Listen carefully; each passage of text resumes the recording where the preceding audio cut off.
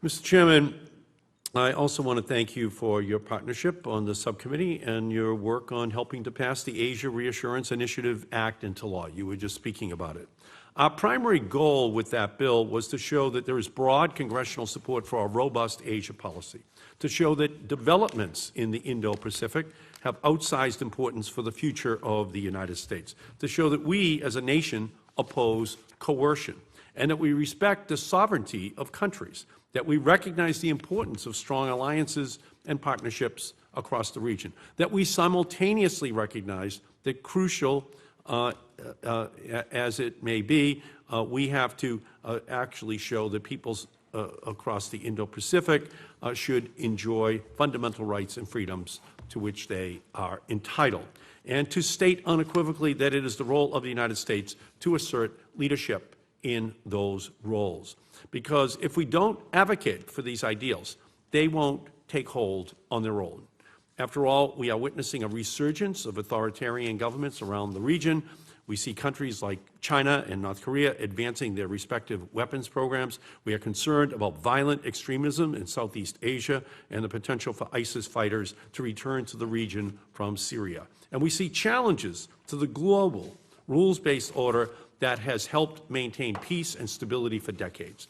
At the same time, we must resource a host of programs and initiatives that will move American Asia policy in the right direction.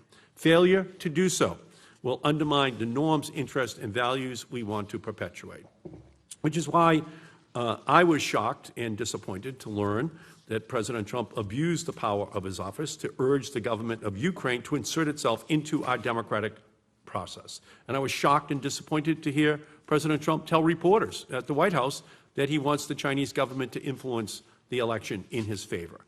This invitation for a foreign government to interfere in the American electoral process not only violates the oath of office of the President of the United States, but it also undermines the very values for which this country stands. It is concerning enough that a sitting president would invite interference from any foreign entity, but it is especially troubling when the request is made of a government activity undermining freedoms and rights around the world. It is plausible that President Xi interpreted this request as an opening to further threaten fundamental freedoms of expression, assembly, and the press, whether in Tibet, in Hong Kong, or any other place beyond. And such a signal could have significant implications for the implementation of U.S. policy in Asia. It could undermine the objectives our professional diplomats, officials, and service members are working hard to achieve.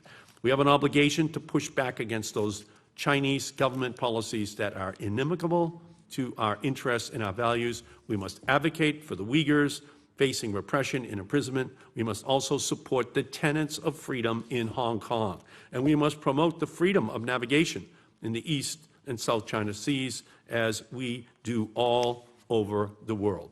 So let me be clear. Pushing back on China cannot be the rationale for everything the United States does in Asia. What makes diplomacy so difficult and so important is being able to deftly balance priorities, pursuing stronger alliances and partnerships and promoting human rights and democracy are not mutually exclusive. In fact, they are mutually reinforcing. We must think of the long-term effects of abandoning our principles. So I thank you, Mr. Chairman, and I look forward to exploring with our witnesses how they are helping their respective departments push American Asian policy forward in the face of mounting challenges. Thank you, Senator Markey. And to our witnesses today, thank you again for being here.